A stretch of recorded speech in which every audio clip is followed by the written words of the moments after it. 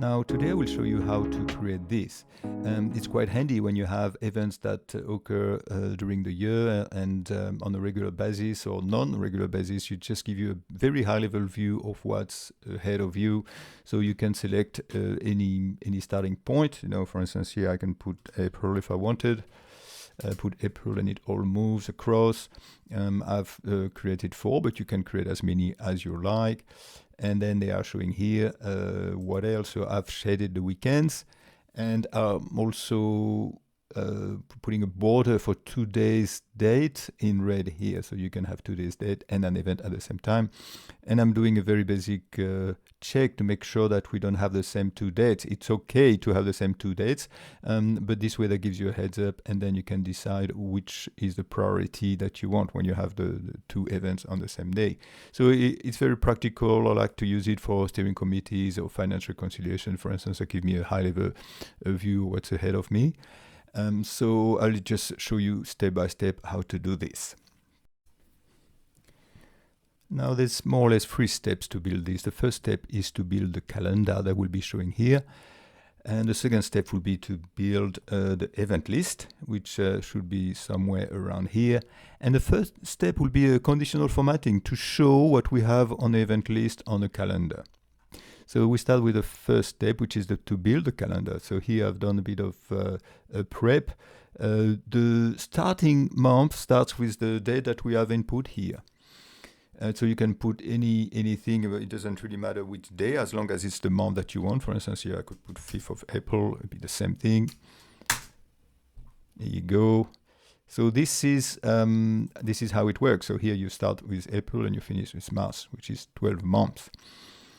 Now, the first thing that we do is with the first, we create obviously 12 cells here. The first cell will refer to that date here. And then what you do is you just select, you format it, in such a way that you only show the month. So you're tricking the user into thinking that it's a month, but it's just a date.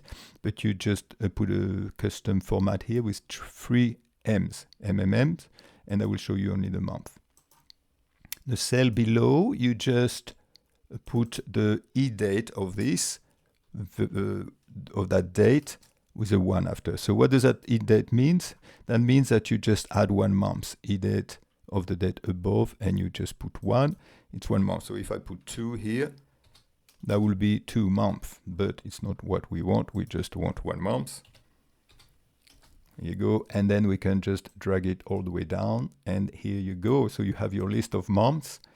And in fact, it's it's the first day of the month here. So okay, so here I'm extracting the month itself.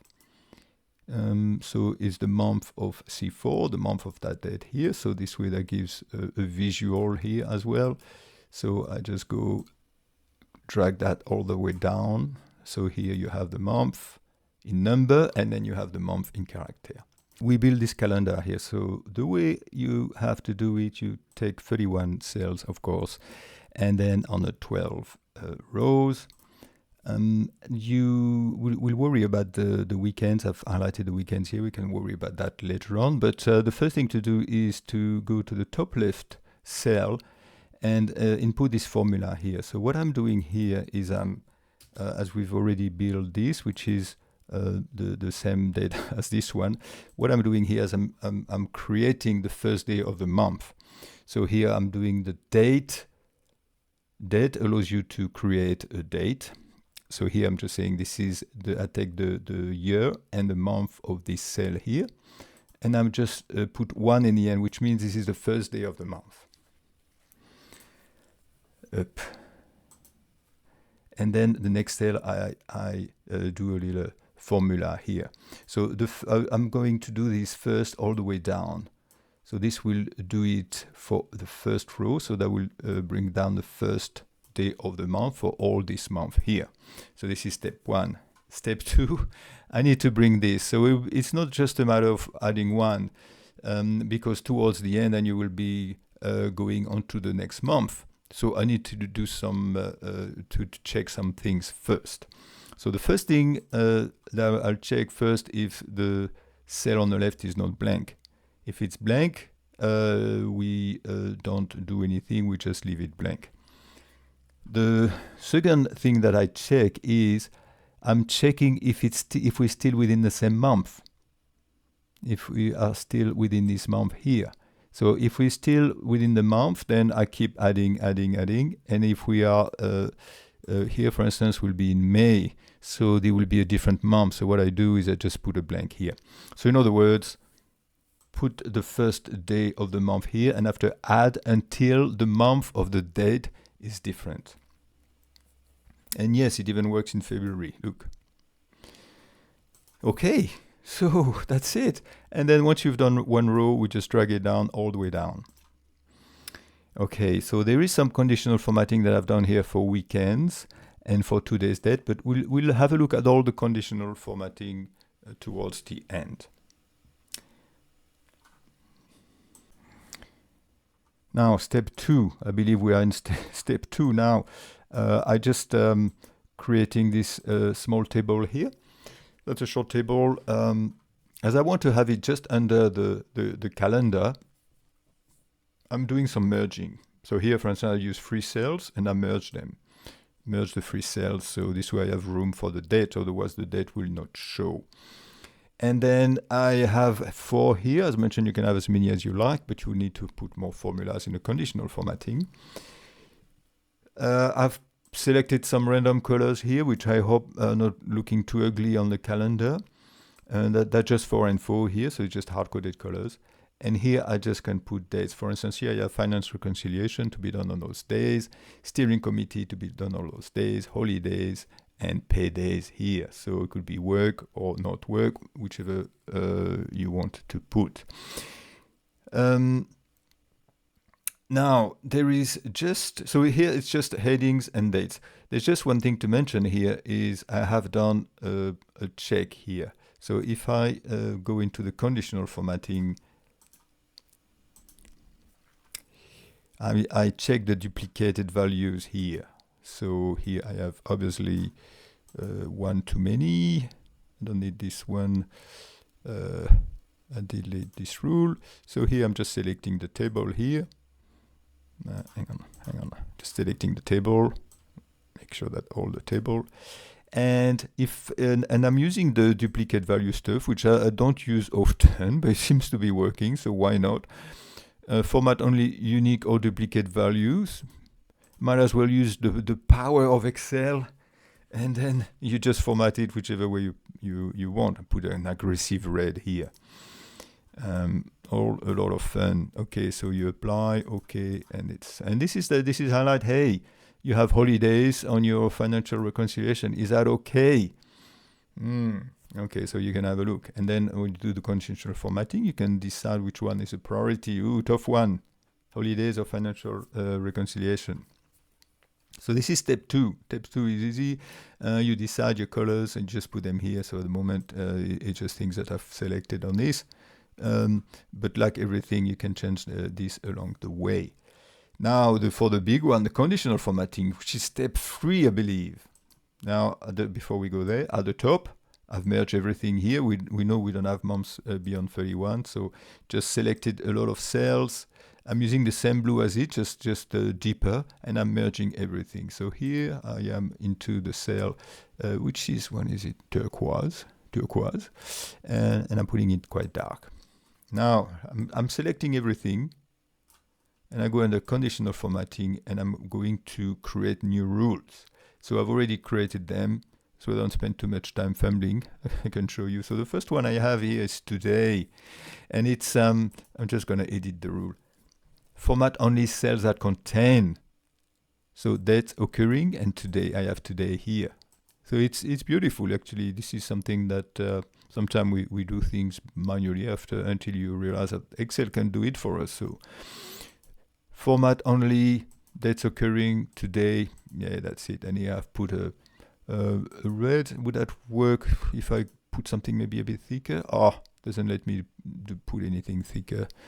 So strike that. I don't want to put a color inside. I don't want to put a fill because then that will be a bit messy. I want still to have things that are in the list below to be able to appear. So I don't want today to be overriding it. Now I have something else, cells contain that, an error here, so I'm just putting the white font. I don't want to hear about it. So it's just a bit of a catch-all, all the errors that you could have. And here I have my 4 colors, and I have my 2 gray ones. Now I have 2, let's start with the weekends.